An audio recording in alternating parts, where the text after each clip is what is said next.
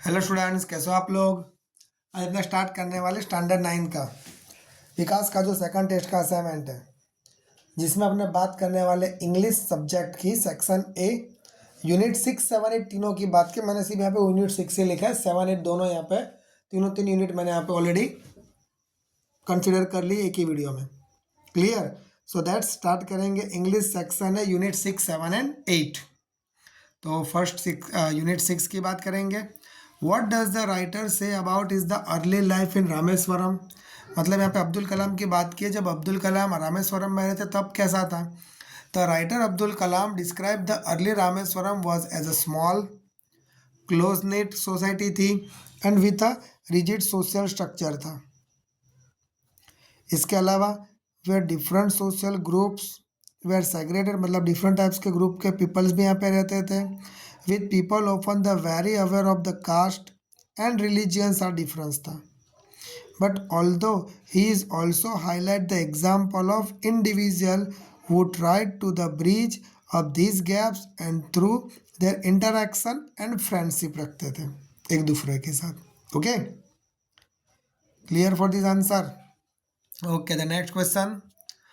How did Kalam father convince his mother to let their son leave home for the furthering of his career?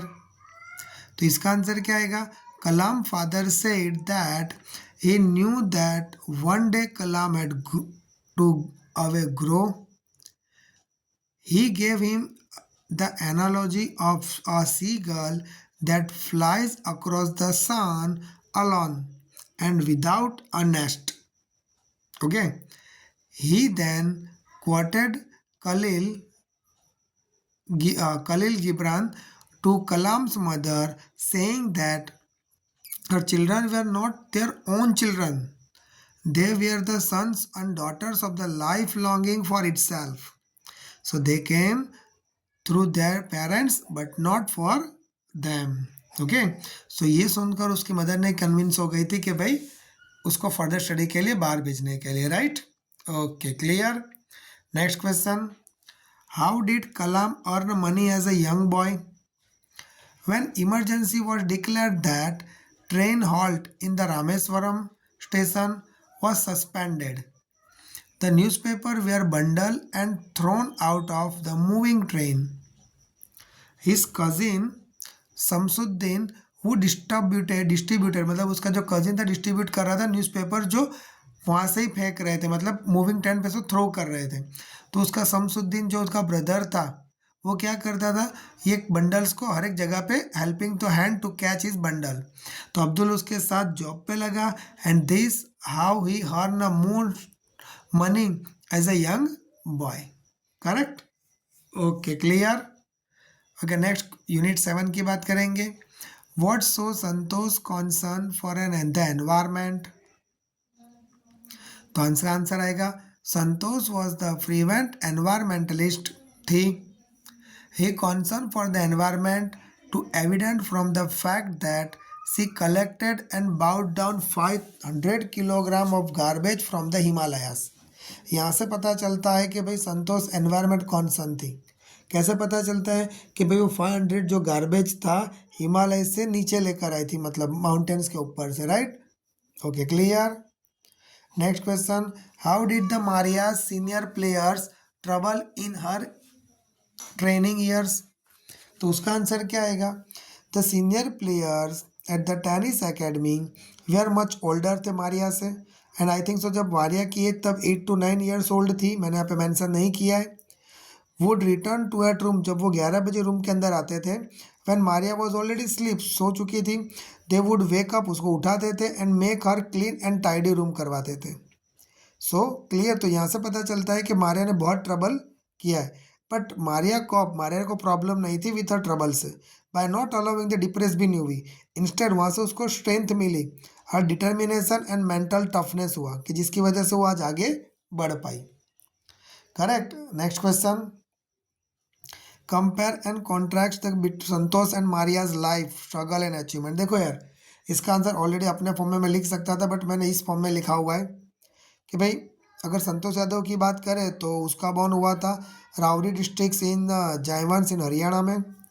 जबकि Maria सारपोवा Siberia रसिया में born हुई थी। Second, the only woman to scale at the Mount Everest twice चढ़ी थी, achievement था उसका एक। Next, bag the women's single crown जीता था विंबलडन इन 2004 में। Next, her parent disappointed, disapprove कर रहे थे, मतलब वो स्ट्रगल किया उसने यहाँ पे, उसके पेरेंट्स डिसअप्रूव कर रहे थे to her going to Delhi and to get a better education, but how year later they got use to her argue and more education के लिए वहाँ तक गई। आगे बात करेंगे मारिया सारपोवा। जो मारिया सारपोवा के फादर थे, work as much as could keep her tennis training देते, मतलब उसके साथ ट्रेनिंग में उसको हेल्प करते थे going, and that is why he took her to US. Next, Santosh Yadav she वो determine the focus and the self confidence था, जबकि Maria Sharapova is a mentally tough and determined हो चुकी थी। इसकी वजह से लोगों की प्रॉब्लम्स को फेस करते करते वो भी खुद एक टफ हो चुकी थी, correct, and focus and always smile in even ads. Okay, clear. Next start करेंगे unit 8। To hear any flute is to be drawn into the commonality of all mankinds. तो देखें यहाँ पे ऑथर बता रहे हैं कि फ्लूट एक म्यूजिक है जो most universal and most particular, उसको बहुत अच्छा लगता था बाकी सब म्यूजिक के कंपेयर में। This is a musical instrument a common to all cultures के लिए है। We have the reed ney and ridden and the recorders भी करते थे, राइट। जापानीज जिसमें लिखा गया है shakuhachi the deep bansuri of the Hindustani classical music, and the clear of the breath के लिए भी flute on the some South America, and the high pitch Chinese flute में भी है। Even though each of this has its specific fingering and compass yet for the another author to hear any flute is and to be drawn into the commonality of all mankinds. This is because in spite if there are differences, every flute produces music with the help of the human breath, मतलब वो human breath के लिए भी helpful है, and similarly despite the difference in the caste, culture, religions, reason, all humans are the same, मतलब एक जैसा ही play करते हैं यहाँ पे, with the same living breath and running through all them, correct. Next question, what difference does the author note between the flute seller and the other hawkers. तो the author notes that while the other hawkers shouted करते थे अपनी चीज़ें बेचने के लिए, but flute seller ऐसा नहीं करता था। He simply played his flute, सिर्फ उसने फ्लूट बजाते रहता था स्लोली एंड मेडिवेटली वॉइस में, विदाउट एक्सेसिव डिस्प्ले, करेक्ट।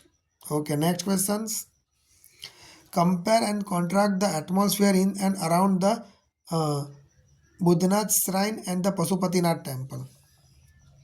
तो the atmosphere at the Pashupatinath temple वो तो बहुत ज़्यादा नॉइसी था, वहाँ पे बात करें तो बहुत ज़्यादा वॉइस चोज एंड कन्फ्यूज़न था।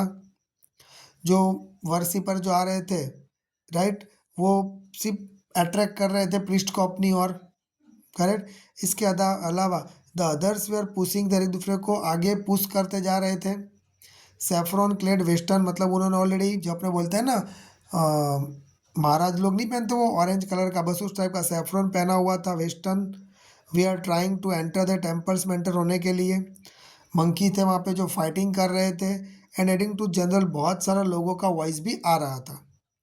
इसके अलावा a crops was the being cremated and the banks of river Bagmati, बहुत सारे जो लोग मतलब क्रैम्स, मतलब किसी को एक को अस्थियाँ जलाई जा रही, किसी को जलाया जा रहा था बैंक ऑफ रिवर बागमती के नहर रिवरर्स। वहाँ पे ही वॉशरमैन अपने कपड़े धो रहे थे, वाइल चिल्ड्रन वहाँ पे बाथिंग कर रहे थे। मतलब ये सारी चीज़ें कौन से टेम्पल के अकॉर्डिंग थी, पशुपतिनाथ के टेम्पल के अकॉर्डिंग थी। In contrast the Boudhanath stupa was, अगर बुद्धनाथ स्तूपा की आगे बात करें, हैज हेवन ऑफ क्वाइटनेस, अब बहुत ज़्यादा शांति थी। In the busy street around there was a no crowd, कोई क्राउड नहीं था, which help a build and stillness था and serenity at the Buddhist shrine. Clear, मतलब दोनों के बीच का डिफरेंस बता दिया गया है कि भाई पशुपतिनाथ के आगे टेम्पल्स के आजू बाजू कैसा था, जबकि बुद्धनाथ टेम्पल की नियरर कैसा था। क्लियर। ओके देन वीडियो अपना यहाँ पे फिनिश होता है। अगर वीडियो पसंद है वीडियो को लाइक और चैनल को सब्सक्राइब करना मत भूलना।